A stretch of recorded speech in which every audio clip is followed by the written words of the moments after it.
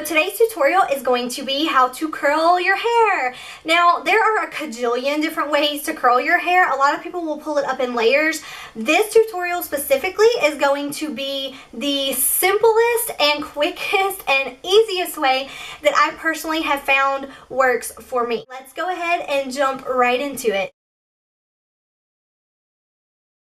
Okay, so to get started, I personally like to tease my hair just a little bit because my hair is naturally board straight with hardly any volume in it. So I just like to kind of go right up here toward the crown and just tease a little bit of hair up there just to add a little bit of volume. And I find personally that it works best for me to go ahead and tease it before I start curling my hair versus going ahead and curling it and getting it all fixed and then having to kind of mess it up to tease the top of it.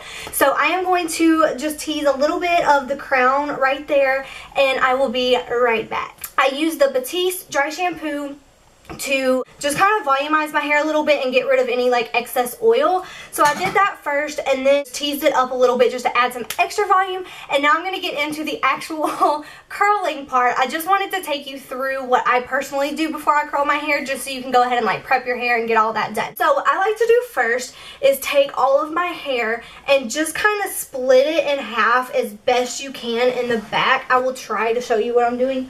It's just like if you're going to braid your hair, like just split it down the back as best you can into two, hopefully you can see that, into two even sections, and then just kind of pull them around like this so that no hair's hanging in the back. I am using a Hot Tools 1.5 inch curling iron. I'm going to grab a section about this big, so maybe like an inch to an inch and a half. I'd say more like an inch and a half piece of hair. If you have a bigger barrel curling iron, then you can obviously grab a bigger piece of hair. But this is what I find works best for me personally, because if I grab a larger amount of hair, it just kind of turns into a more of a wave.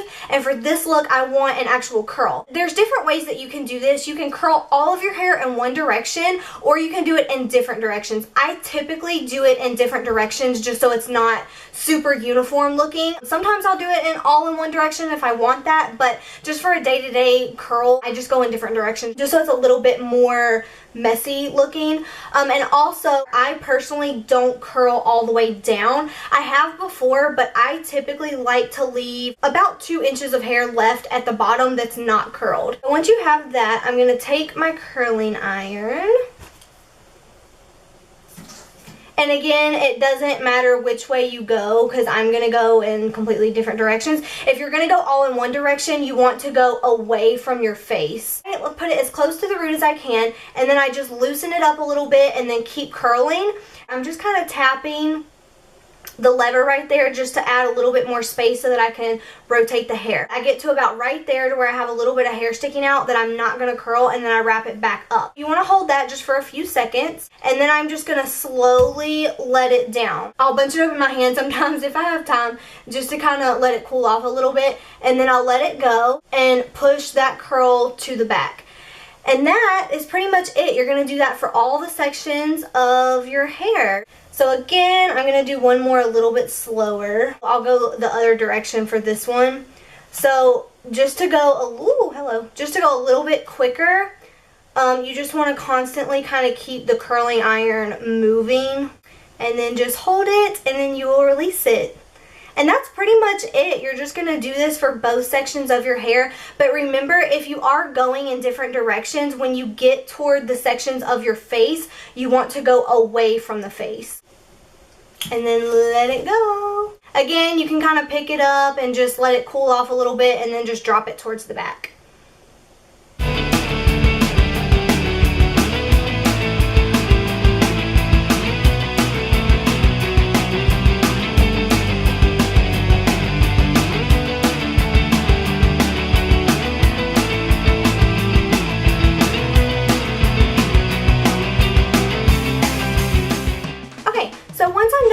I'm actually not going to spray it yet. I'm going to let it keep cooling, and I'm going to go ahead and finish this side, and then I'll spray it all at one time after I kind of fluff up the top and, you know, add the little last minute touches. Then I'll spray it after that.